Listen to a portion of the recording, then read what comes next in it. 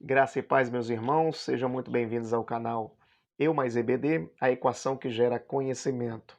Hoje daremos continuidade aos nossos estudos das lições bíblicas dominicais da revista da Central Gospel, cujo tema é Maturidade Cristã. E hoje abordaremos a lição de número 5, que tem como título Mudanças para Maturidade.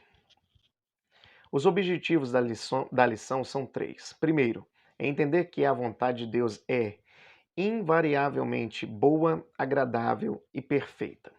Quando nós lemos Romanos capítulo 12, versículo 1, Paulo nos diz o seguinte: Rogo-vos, pois, irmãos, pela compaixão de Deus, que ofereceis o vosso corpo em sacrifício vivo, santo e agradável a Deus, que é o vosso culto racional. E não vos conformeis com este mundo, mas transformai-vos pela renovação do vosso entendimento, a fim de que experimenteis a boa, agradável e perfeita vontade de Deus. Me parece que Paulo aqui ele faz um paralelo entre o versículo 1 e o versículo 2, porque ele diz que o nosso sacrifício a Deus deve ser vivo, santo e agradável. Concomitantemente, a bênção de Deus para nós será boa, agradável e perfeita. Veja que o homem, por ser um ser limitado, ele só consegue atingir o nível da agradabilidade. O sacrifício é vivo, santo, separado e agradável. Mas a bênção que Deus tem para o homem que se oferece, se entrega a Ele, é uma bênção boa, agradável e perfeita. Perfeito é aquilo que ninguém pode colocar defeito. Então, o que Deus tem para nos oferecer é muito maior do que aquilo que nós oferecemos a Ele. Bom, segundo objetivo da lição é compreender que somente o Senhor pode purificar o ser humano de seus pecados. Lemos lá em 1 João, capítulo 1, versículo 7, que se nós andarmos na luz como Ele, Jesus, na luz está, nós temos comunhão uns com os outros e o sangue de Jesus Cristo, seu Filho, nos purifica de todo o pecado. Então, a condição para a purificação é andarmos na luz. E o objeto que nos purifica é o sangue de Cristo. Terceiro objetivo da lição é demonstrar gratidão ao Senhor porque ele nos muda, amadurece e nos prepara. Veja que nós somos como o barro na mão do oleiro. Lá no capítulo 18 do livro de Jeremias, o Senhor, ele dá uma visão ao profeta. Na verdade, Deus fala com ele: desce à casa do oleiro, porque lá eu vou mostrar algo para você, eu vou falar contigo. E quando o profeta desce à casa do oleiro, ele percebe que o oleiro está trabalhando com o barro sobre a roda. E à medida em que ele vai amoldando o vaso, o texto bíblico diz que o vaso que ele fazia se quebrou nas suas mãos e tornou a fazer dele um novo vaso. Foi então que Deus falou com o profeta, lá no capítulo 18, versículo 6: Não poderei fazer eu de vós como fez esse oleiro, ó casa de Israel, diz o Senhor. E eis que, como barro na mão do oleiro, assim sois vós na minha mão. Então veja que Deus é quem nos amolda, Deus é quem nos amadurece, Deus é quem nos prepara, é Ele que opera mudança em nós. O homem pode se esforçar e deve se esforçar para que as mudanças ocorram, mas só Deus tem o poder de transformar o ser humano em uma nova criatura. Veja comigo o seguinte: em síntese, a lição destaca três mudanças fundamentais e essenciais que ocorreram na vida do profeta Isaías. Primeira delas, mudança de conhecimento. Segundo, mudança de comportamento. Terceiro, mudança de vontade. Veja que quando Deus se revela para nós, para o ser humano, é natural que as mudanças ocorram. Aí aqui cabe-nos um questionamento. Mudanças geram maturidade ou é a maturidade que gera mudança? O que seria então maturidade? Maturidade é ter atingido a forma adulta. Dentro do conceito da psicologia, maturidade é o desenvolvimento pleno da inteligência e dos processos emocionais do ser humano. É o estado em que o indivíduo goza plena e estável diferenciação e integração psíquica e mental. O que eu posso responder face ao questionamento? É o seguinte, que nem sempre as mudanças gerarão maturidade. Vai depender do tipo de mudança. Mas fato é que toda maturidade gerará mudanças. Ok? Bom, uma outra coisa que a gente destaca é o seguinte: o texto bíblico base da leitura em classe, que se encontra lá em Isaías capítulo 6, dos versículos 1 a 8. O que a gente pode destacar desse texto? Primeiro, a Bíblia fala o seguinte: no ano em que morreu o rei Uzias. Que ano foi esse? 740 a.C. Quem foi o rei Uzias? Ele foi o 10º rei na dinastia do Reino Sul, isto é, Judá. O nome Uzias significa minha força é Deus, minha força é Jeová. Ele iniciou o reinado em Judá com 16 anos de idade apenas. E ele reinou por 52 anos. Ele foi um rei piedoso e um rei do qual Deus o abençoara sobremaneira.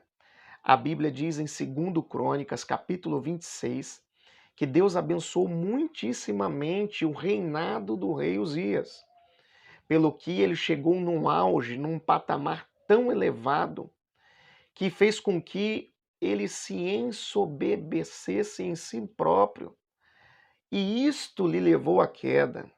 Veja que a mesma consequência do ato de Lúcifer, do que quis orgulhar-se no seu coração e se comparar a Deus, se elevar acima dos anjos de Deus no céu, por causa do seu esplendor, por causa da sua glória, assim também foi o que aconteceu na vida de Uzias.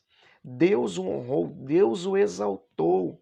A Bíblia diz que houveram mudanças significativas no reino de Judá através da instrumentalidade de Uzias.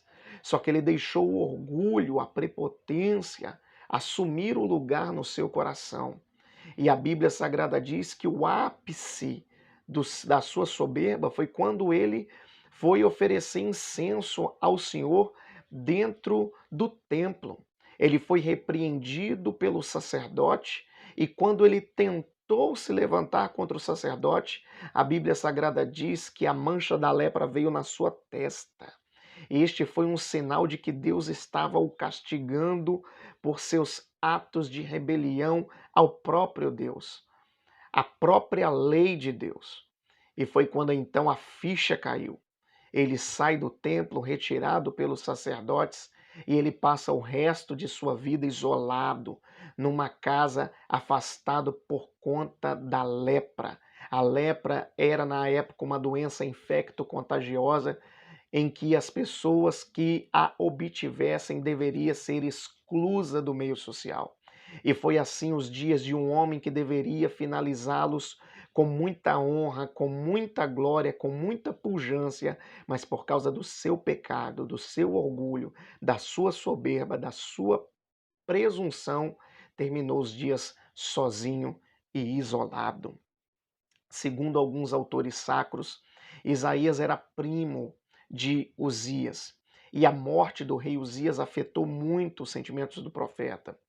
Não apenas isso, mas alguns outros teólogos dizem que a morte de Uzias representava o findar de um novo tempo, de uma era de glória, de pujança, de presença de Deus, para uma era de impiedade, para uma era de pecado. E isso trouxe preocupação ao coração do profeta Isaías, que vai até o templo de Jerusalém.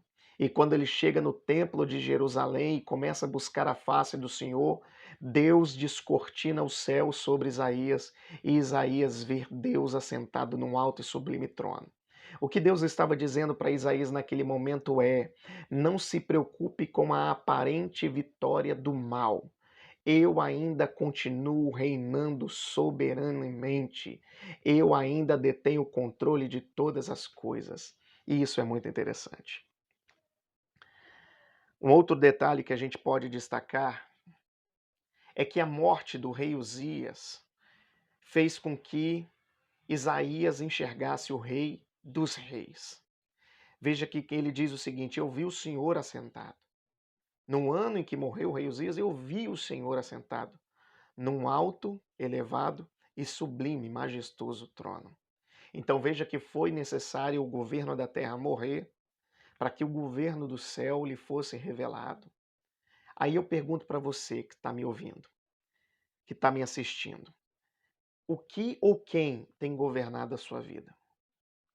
O que vai ser preciso morrer para que você veja a glória de Deus? Suas vontades, seus desejos?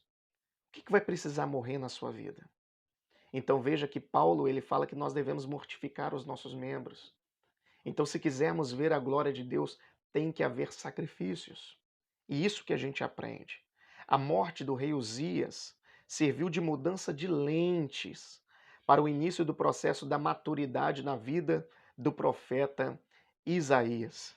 Uma coisa interessante que a gente observa é que Isaías, depois que passou pelo processo de mudança de lente, ele viu não apenas o Senhor assentado no trono, mas ele também viu serafins, ele viu a glória de Deus, ele viu a tenaz, a brasa que lhe tocou os seus lábios, ou seja, a visão de Isaías foi ampliada. Então, se nós mudarmos as lentes, certamente Deus ampliará também a nossa visão, o nosso campo de vista. Outro detalhe é o seguinte, que a glória de Deus constrangeu o profeta Isaías de uma tal maneira que ele disse: ai de mim que vou perecendo. Paulo ele diz que o amor de Cristo ele nos constrange. E quando nós olhamos para o amor de Cristo, para a glória de Deus, no caso de Isaías, a gente reconhece o nosso estado de miserabilidade. Quem somos? Não somos nada. Somos apenas barro, poeira, um objeto detestável pela sociedade, escória do mundo. Mas quando temos um encontro real, genuíno com Cristo, nós nos tornamos filhos de Deus. Bendito seja o Senhor por isso. Então veja que a glória de Deus constrange o profeta e ele diz: ai de mim que vou perecendo, pois sou um homem de impuro de lábios e habito no meio de um povo de lábios impuros. Foi quando então, em terceiro lugar, ele vê a brasa, o serafim trazendo uma brasa que toca os seus lábios. Veja que quando a brasa toca os lábios de Isaías, a brasa ali representa o fogo como um elemento purificador. O fogo também é símbolo da palavra de Deus. Lá em Jeremias 23, 29 diz: porventura não é a minha palavra como um fogo ou como um martelo que esmiuça a penha? Então veja que a brasa, como símbolo, tipo da palavra de Deus, ela que gera mudanças, transformações. A palavra de Deus é o instrumento que nos gera purificação. Jesus disse: vocês estão limpos pela palavra que eu vos tenho falado. Bendito seja o nome do Senhor por isso. Bom, vamos agora ao desenvolvimento dos pontos da nossa lição. A lição ela abarca 3 pontos. O primeiro deles é mudança de conhecimento. No tópico 1.1, a posição de Deus, Isaías ele viu e pôde entender que Deus ele está num alto e sublime trono. O que isso significa? Primeiro, que Deus está no controle de todas as coisas. No Salmo 146, versículo 10 está escrito: o Senhor reina para sempre. Então veja que Deus não reina em alguns momentos da nossa vida. Deus ele reina para sempre. Aí ele continua dizendo, o salmista: o seu Deus, ó Sião, reina de geração em geração. Aleluia. Então veja que os reis da terra podem morrer, uma geração passa por causa da transitoriedade da vida do homem, mas Deus permanece Deus. O Senhor permanece o Senhor. O mundo muda, os costumes mudam, o homem muda, mas Deus jamais mudará. Ele é o nosso rei, reinante para todo o sempre. Um outro detalhe, quando Isaías enxerga Deus num alto e sublime trono, é que isso estava revelando que Deus é o Senhor e nós somos os seus servos. Então Deus está aqui em cima e o homem está aqui embaixo. Veja que Deus é o Senhor e nós somos os seus servos. E como servos, nós devemos, além de servi-lo, honrá-lo, adorá-lo, reverenciá-lo. E o nosso ato de servir deve ser com alegria. O salmista diz lá no Salmo 100: servi ao Senhor com alegria e apresentai-vos a Ele com canto. Então, o serviço não se torna uma obrigação, mas uma responsabilidade que deve ser colocada em prática por reconhecimento e gratidão a tudo aquilo que o Senhor já fez por nós. Amém? Dando continuidade, o ponto 1, ponto 2 da lição, falando sobre a santidade de Deus, veja que Isaías ele contemplou os serafins. A palavra serafim vem do hebraico que significa ardente. Estes, que são serafins, uma ordem de anjos de classe superior no céu, eles proclamavam a santidade de Deus. Veja que eles diziam: Santo, Santo, Santo é o Senhor dos exércitos e toda a terra está cheia da sua glória. Aqui há uma lição muito importante. Precisamos entender que Deus é santo e nós, enquanto seu povo, somos advertidos e convocados à prática da santidade. A Bíblia diz em 1 Pedro, capítulo 1, versículo 16, que como é santo aquele que vos chamou, Deus, sede vós também santos em toda a vossa maneira de viver. A Bíblia fala, e foi Pedro quem disse isso, né, que nós somos a geração eleita, o sacerdócio real, a nação santa. Então veja que nós temos essa prerrogativa, nação santa. Nós somos o povo santo, a igreja é santa, os louvores a Deus devem ser santos, nossos hábitos devem ser santos, nossos costumes devem ser santos. Santidade em toda a maneira de viver. É interessante que o termo santo do hebraico é kadosh, que significa sagrado, separado. Então é um termo que denota uma separação total, exclusiva para Deus. Veja que não há parcialidades. Deus não nos quer parcialmente. Deus ele nos quer na completude. Todo o vosso espírito, disse Paulo, alma e corpo sejam plenamente conservados e irrepreensíveis para o dia da vinda de nosso Senhor Jesus Cristo.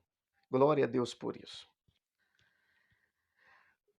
O ponto 1.3 da lição fala sobre o poder ilimitado de Deus.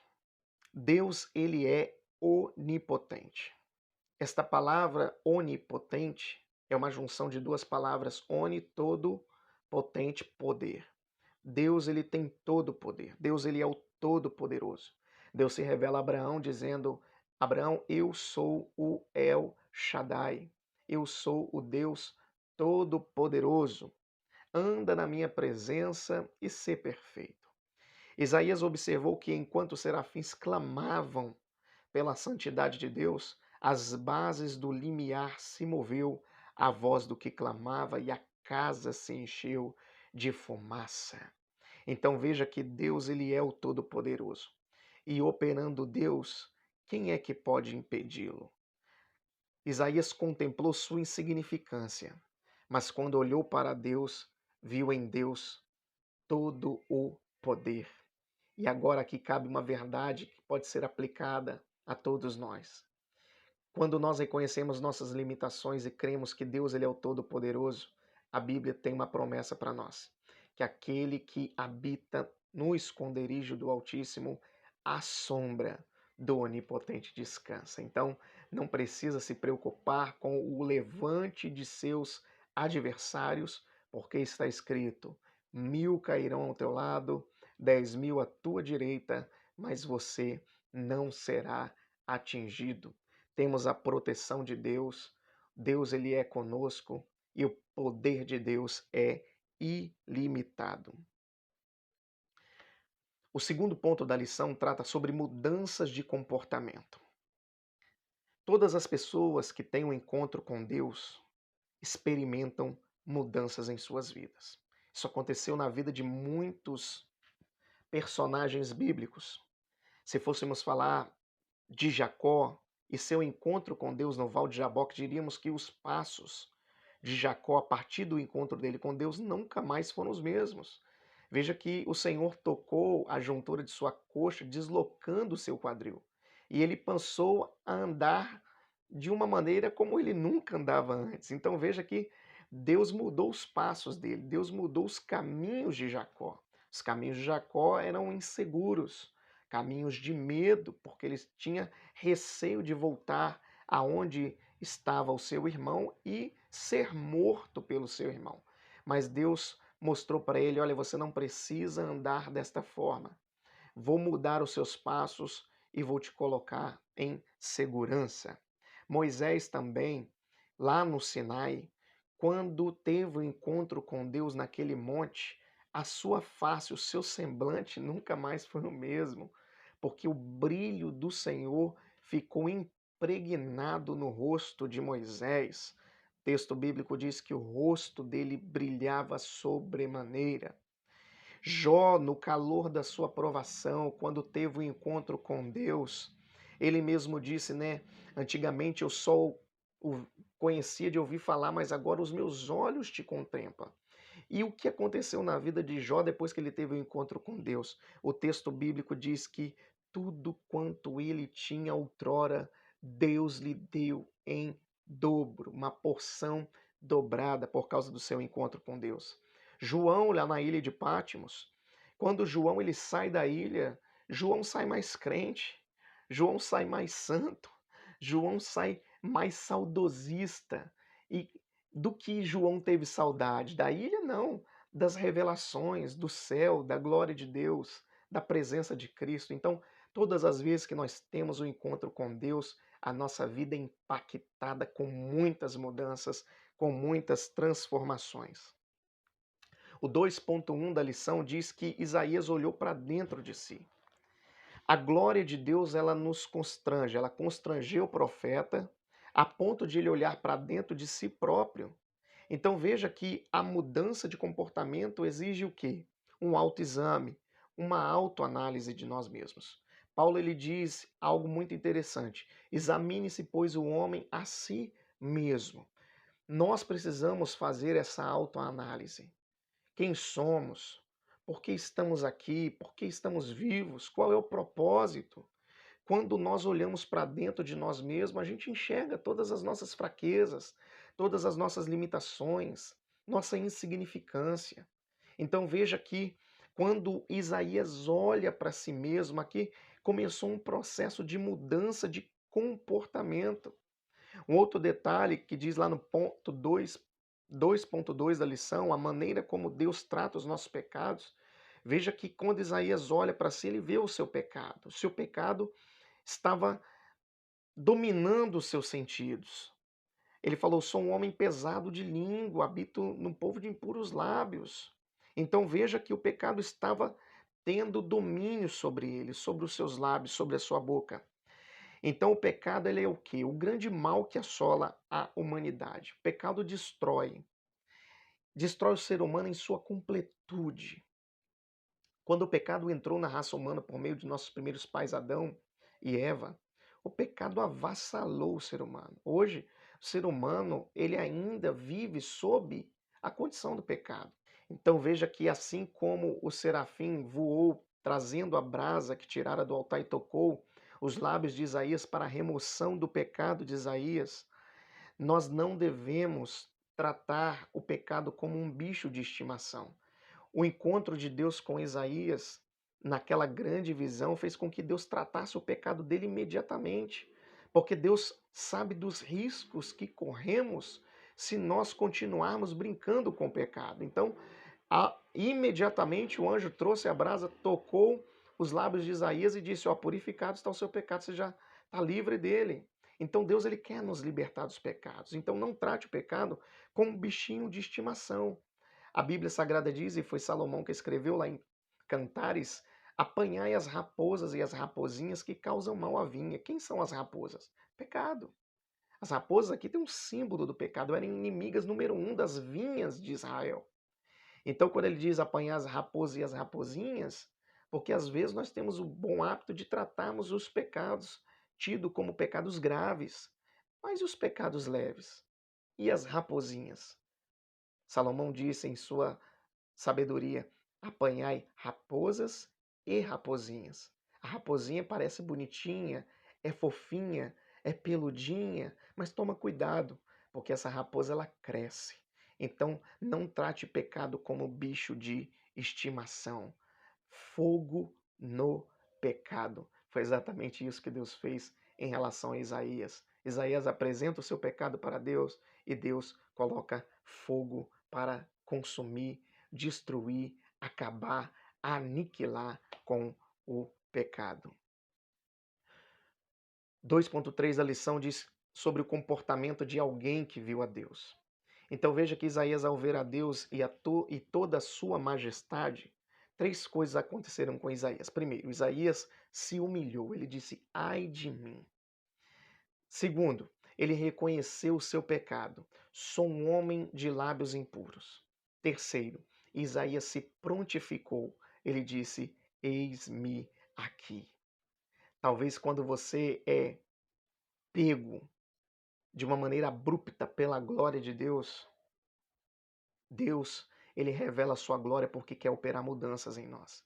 Então seja sensível àquilo que Deus está te mostrando, àquilo que Deus está te falando, para que também você tome atitudes correspondentes àquilo que você vê como ato de possível mudança, possível transformação na sua vida. Isaías, de pronto, se humilhou, reconheceu o seu pecado e se prontificou.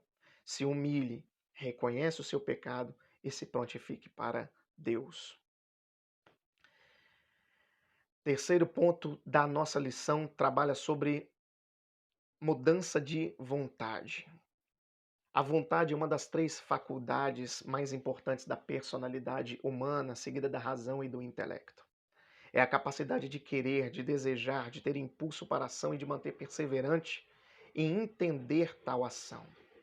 Veja que, quando nós temos um encontro com Deus, nossas vontades são também alcançadas pelo beneplácito divino. Precisamos, para isso, conhecer a vontade de Deus. Qual é a vontade de Deus? E, em contraponto, qual é a nossa vontade? Veja que Deus ele se dá a conhecer ao homem por meio das obras criadas. Diz a Bíblia que o céu manifesta a glória de Deus e o firmamento anuncia a obra de suas mãos.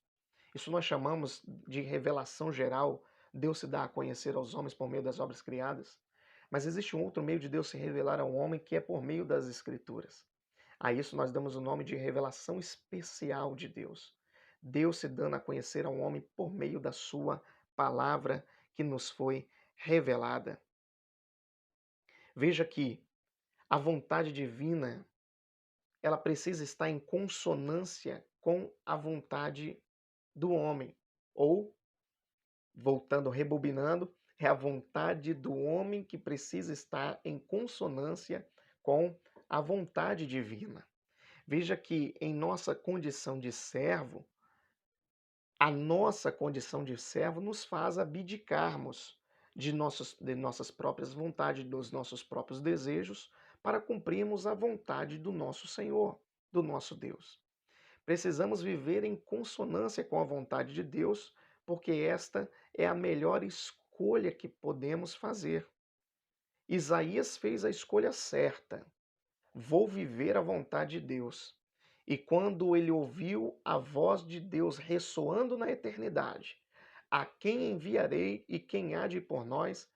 Ele percebeu que essa é a vontade de Deus, enviar alguém. Portanto, ele se prontifica e diz para Deus: Deus, eis-me aqui, envia-me a mim. Em outras palavras, ele estava dizendo: Deus, eu quero viver de acordo com o teu querer, de acordo com a tua vontade. Jesus nos ensinou algo muito interessante na oração dominical, que nós, nas nossas orações, deveríamos pedir a Deus que realizasse em nós a vontade dele e não a nossa.